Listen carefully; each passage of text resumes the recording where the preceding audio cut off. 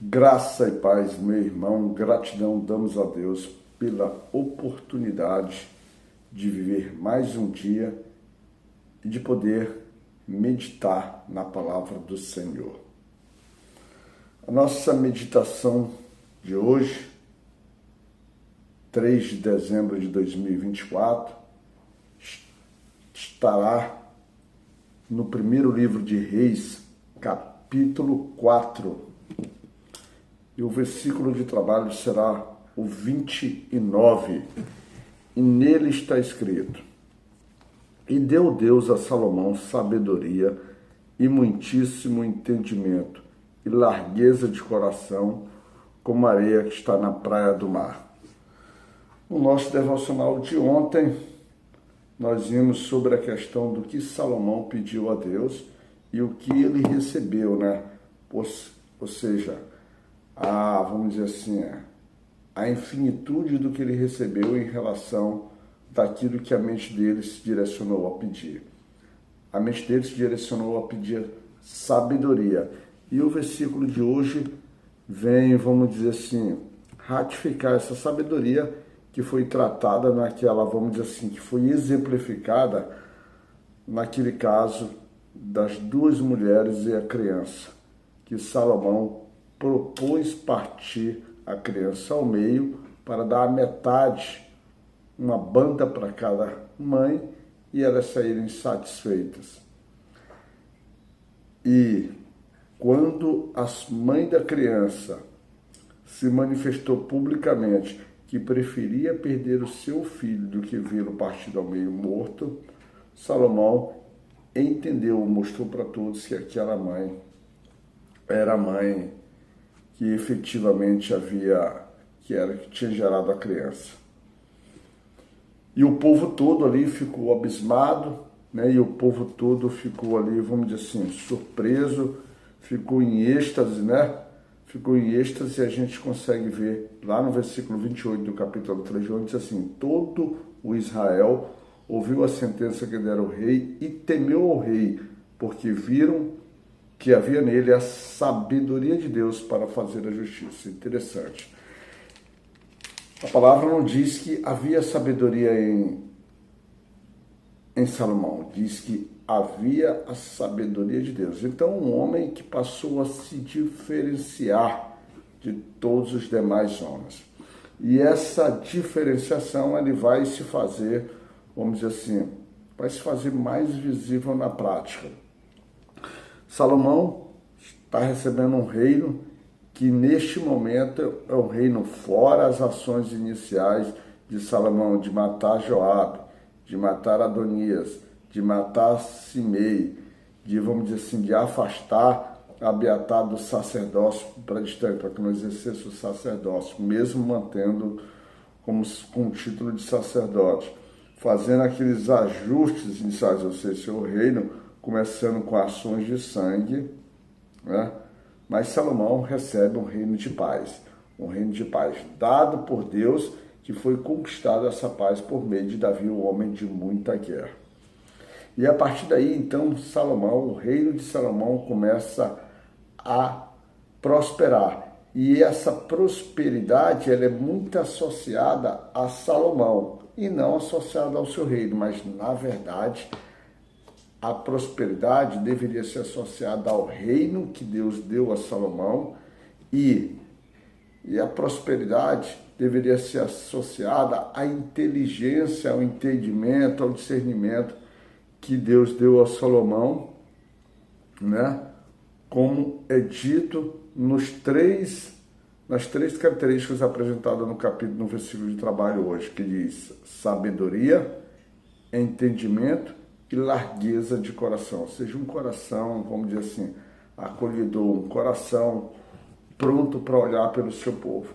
E é dentro desse princípio, para poder governar com, vamos dizer assim, com eficiência, Salomão, semelhante ao seu rei Davi, mas com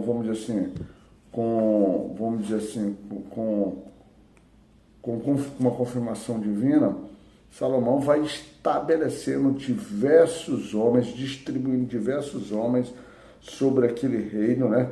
criando, vamos chamar assim, quase que províncias,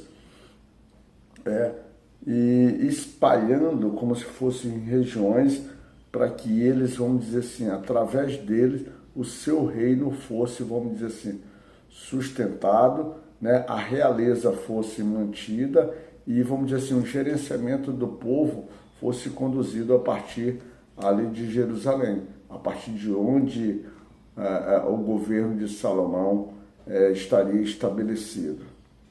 E o interessante é que essas divisões, esses estabelecimentos, não trouxe para o povo um grande fardo, porque o povo enfrentava a paz, o povo enfrentava a prosperidade e o povo entendia que aquele que os governava, ele governava pela própria, vamos dizer assim, direcionamento de Deus, porque ele tinha uma sabedoria em comum. Ele tinha uma sabedoria que chamava a atenção de todos. E o interessante que, apesar de tudo isso, apesar desse trabalho, e o povo, ele era bastante extenso. Quando você vai lá no versículo 20 do capítulo 4, que nós estamos trabalhando, diz assim: eram, pois, os de Judá e Israel muitos, como a areia do rio, como a areia que está ao pé do mar em multidão, comendo e bebendo e alegrando-se. Ou seja, dentro do reino ali de Salomão, dentro de como ele conduzia o seu povo, dentro da justiça que ele estabelecia, o povo se sentia feliz e tinha fartura. E todos serviu a Salomão, né? Todos serviu a Salomão diante da sua vida. E era um reino que, vamos dizer assim, precisava de muito. E cada uma dessas tribos e cada uma desses, vamos dizer assim, dessas regiões que foram divididas, desses príncipes, que nós poderíamos chamar como secretários, ministros, ou seja, fazendo uma semelhança ao nosso governo de hoje, eles eram responsáveis por um período do ano, por um mês do ano, por trazer o sustento, por manter a casa do rei naquilo ali. Então, por isso eram 12, vamos dizer assim, províncias, 12 príncipes, 12 regiões, para que cada uma assumisse durante um mês do ano, talvez respeitando até mesmo as próprias características da região, a própria, vamos dizer assim, a geografia, né? A geografia, a produtividade de cada região, e até nisso Salomão foi inteligente. Mas tem um versículo que é interessante, que é o versículo 26, que diz assim: tinha também Salomão 40.000 estrebarias de cavalo para os seus carros e 12.000 cavaleiros. Nesse ponto aqui, a gente pode fazer uma marcação de uma certa preocupação, porque, olha só, Salomão era considerado um homem sábio, muito sábio. Salomão, quando a gente começou a estudar a palavra do Senhor, há uma afirmação bíblica que diz que Salomão amava o Senhor. E há um fundamento também quando você vai lá no versículo, no capítulo 2, quando Davi está estabelecendo, está aconselhando o seu filho Salomão, né, para ele poder tomar as decisões certas, para ele poder governar com justiça.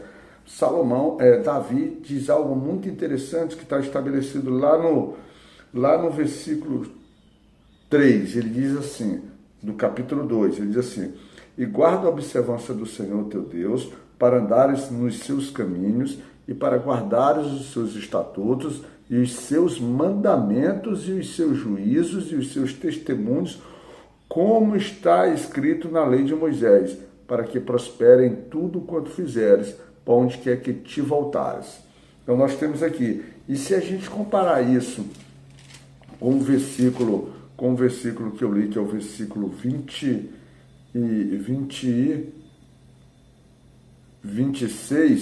ele dizendo que ele tinha 40.000 estrebarias de cavalo para os seus cavalos e 12.000 cavaleiros, parece que Salomão está aqui, vamos dizer assim, nessa parte, meio que quando você compara com a lei de Moisés, está lá em Deuteronômio, Deuteronômio, acho que 17, que ele fala, que diz que o reino, que ele está dando conselhos para o rei, né, como deveria ser o rei naquela época. Ele diz o seguinte, que ele não deveria, vamos dizer assim, se juntar para si muitos cavalos. Deixa eu ver se eu consigo localizar aqui o versículo certo. Eu digo isso porque nesse aspecto ele fala aqui, dever de um rei, deixa eu ver, 17. Ele fala lá no capítulo 17 de Deuteronômio, versículo 16. Na Bíblia aqui, Almeida Revista e Corrigida, está assim como título. Que isso não é parte da Bíblia, mas que nos dá, vamos dizer assim, uma orientação do que trata o capítulo. Diz assim, a eleição e os deveres de um rei. Esse é o título. E no capítulo 17, versículo 16, olha o que diz assim, ó. Porém, não multiplicará para si cavalos, nem fará voltar o povo ao Egito para multiplicar cavalos, pois o Senhor tem dito, nunca mais voltareis por este caminho. Observa, aqui ele está falando sobre quando o povo entrar na terra para poder viver na terra prometida. Então, nós já estamos no tempo de Salomão. E lá na lei de Deuteronômio está dizendo isso, ou como vamos dizer assim, o Senhor está estabelecendo isso. Ó, tão pouco para si não multiplicará os cavalos. E ele também faz essa mesma referência no versículo 17, quando ele fala também que não deveria ser multiplicado o número de mulheres para si. Observa, mas aqui Salomão, um homem sábio, já está, por exemplo, já está tomando uma medida que aparentemente, tomando como base o próprio conselho que ele recebeu de seu pai, parece não fazer muito sentido. O que nos mostra de cara? Nos mostra que mesmo um homem sábio vive as suas imperfeições humanas. Certamente esse tipo de comportamento vai fazer marcações importantes sobre a própria vida do homem que tinha um pai chamado um homem segundo o coração de Deus e agora um homem que é considerado o homem mais sábio de todo aquele tempo ali. Um homem que se destacava por tudo. E eu faço essa marcação para que a gente possa entender talvez coisas que lá na frente vai acontecer na vida de Salomão. Salomão, com certeza, é um reino de prosperidade, um reino que teve avanços, um reino que fez muita estratégia política, um rei que fez para poder manter essa, vamos dizer assim, essa tranquilidade, mas creio eu que a sua própria sabedoria, que aqui o próprio versículo diz que Deus lhe deu, voltando ao versículo de trabalho, e Deus deu a Salomão sabedoria e muitíssimo entendimento e largueza de coração como a areia que está na praia do mar. E aí, quando a gente olha, fica difícil para a gente trazer uma marcação, pontuar uma marcação nesse sentido. Mas é importante. Nós temos um homem aqui que vai trabalhando, que vai pontuando, que vai tomando decisões muito apropriadas, mas ainda assim a sua natureza humana vai também, em alguns momentos, fazendo uma marcações que poderá ser perigoso para a própria, vamos dizer assim, para a sua própria caminhada correta dentro daquilo que estabeleceu lá, andar nos estatutos, andar nos cumprir os mandamentos, andar completamente alinhado ao que a lei diz e não o que a sua vontade, como ser humano, às vezes, nos leva a impor. O que eu quero deixar claro, que é mesmo a gente, às vezes, recebendo a sabedoria, por vezes, a nossa natureza humana fica trabalhando dentro da gente, ainda nos levando a vamos dizer assim, às vezes, a ser conduzido pela imperfeição dos nossos pecados. Mas ainda assim, a gente deve se esforçar e deve tentar chegar aos olhos de Deus de uma forma que o agrade, de uma forma que o venere, uma forma que dê louvor e gratidão ao nosso Senhor, ao nosso Deus, ao nosso Cristo Jesus.